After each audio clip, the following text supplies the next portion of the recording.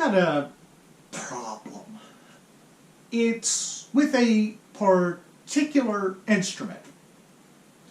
Actually, it's not the instrument itself, it's with the instrument's name. It's the Contra-Alto clarinet. And I love the instrument. I hate the name. Here's why.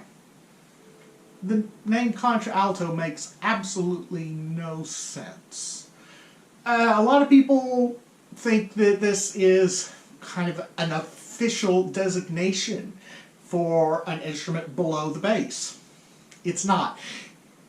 The term Contra-Alto, remember it's two words, is a portmanteau of contra, contralto. Most people forget that the word alto is already an abbreviation of the longer word contralto. Now what does contralto mean? Well, contralto literally means against the high voice. Alto literally means high. It's related to the word altitude, means height. So the alto voice was against the high voice, which would be the soprano. So soprano, contralto, or altus, contraltus in Latin. So we get the term contra-alto.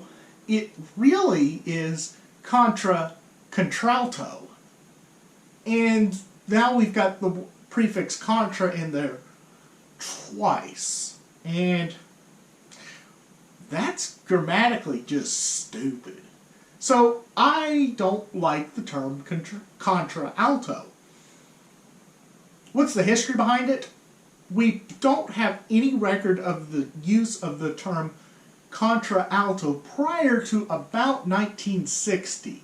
We think it was a marketing tool, a brand name, that was created by the LeBlanc Corporation when they came out with their E-flat contrabass clarinet. Up until that time, about 1960, LeBlanc produced a B-flat contrabass clarinet.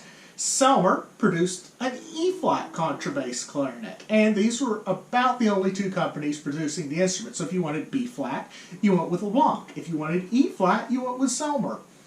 Well, LeBlanc decided to do both sizes, a B-flat and an E-flat.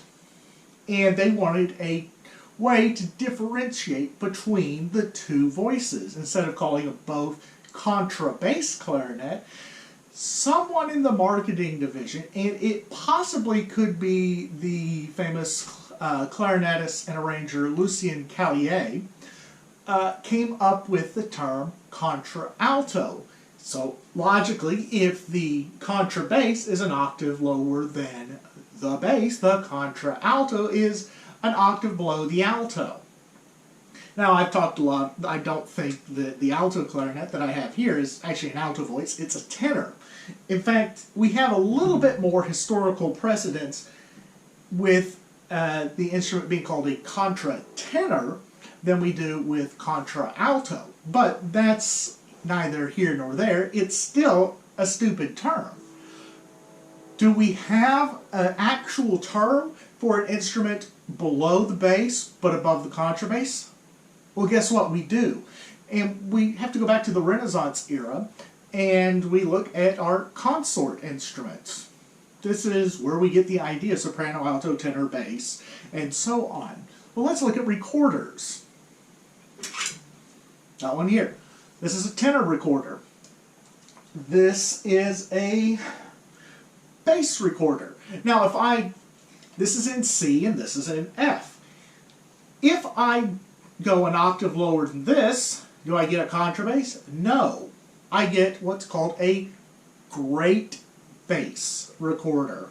Aha! We have an already existing term for an instrument that's below the bass. Now if I go an octave lower than the bass here, I get contrabass. So tenor, bass, great bass, contrabass. And lo and behold, we have the problem solved. Great bass is an already accepted term.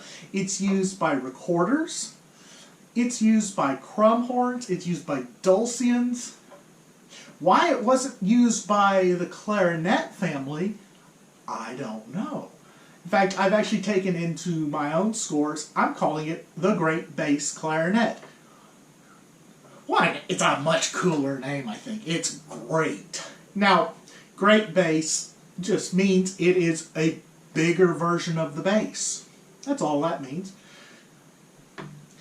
Are there other instruments that get this odd moniker of Contra-Alto? There's one, and it's the Contra-Alto flute instrument, an octave below the alto flute. Well, if you've seen my video on where's the tenor flute, you'll realize that, well, flute nomenclature is just all sorts of messed up.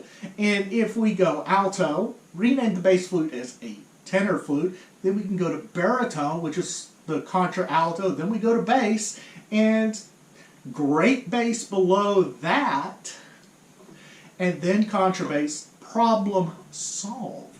We don't need to come up and create this bastard name of contra-alto.